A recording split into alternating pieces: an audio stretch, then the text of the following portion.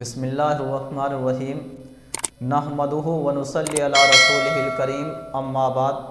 मोहतरम नाज़रीन, औलाद का होना अल्लाह तबारक व तआला की एक अज़ीम नेमत है, बड़ी नेमत है।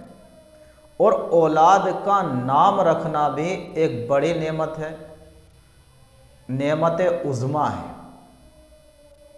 लेकिन हमें अपने बच्चों के नाम कैसे रखने चाहिए, किस तरह के रखने चाहिए, तो सबसे पहले हम अस्माए हुस्ना यानी अल्लाह तबारक व तआला के सिफाती नामों को देखें। उसके बाद अंबिया अलैहिमुस्सलातु वस्सलाम के नाम देखें और उनमें से भी हुजूर अक़दस सल्लल्लाहु अलैहि वसल्लम के मुबारक नामों को देखें। उनके बाद सहाबा किराम के नामों को देखें और सहाबा किराम के नामों के बाद हम ताबईन, तबे ताबईन के नामों को देखें। इनके बाद अपने असलाफ, मुजाहिदीन इस्लाम और इस्लामी हीरोज़ के नामों को देखें। और हमारी कोशिश यही होनी चाहिए, हम कोशिश यही करें कि इन नामों में से कोई एक नाम अपने बच्चों का रखें। ये नाम बाबरकत भी होंगे और हमारे बच्चों पर इन नामों का अच्छा असर पड़ेगा, नेक असर पड़ेगा। तो नाज़रीन, मैंने कुछ खूबसूरत नाम मुंतखब किए हैं।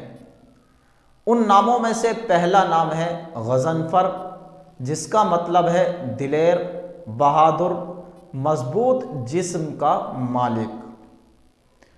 उन नामों में से एक नाम है गुफ़रान, जिसका मतलब है बख्शिश, माफ़ी, माफ़ करना।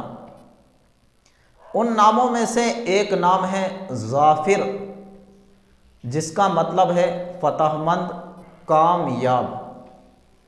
उन नामों में से एक नाम है ज़फ़रयाब, जिसका मतलब है कामयाबी को पहुंचने वाला।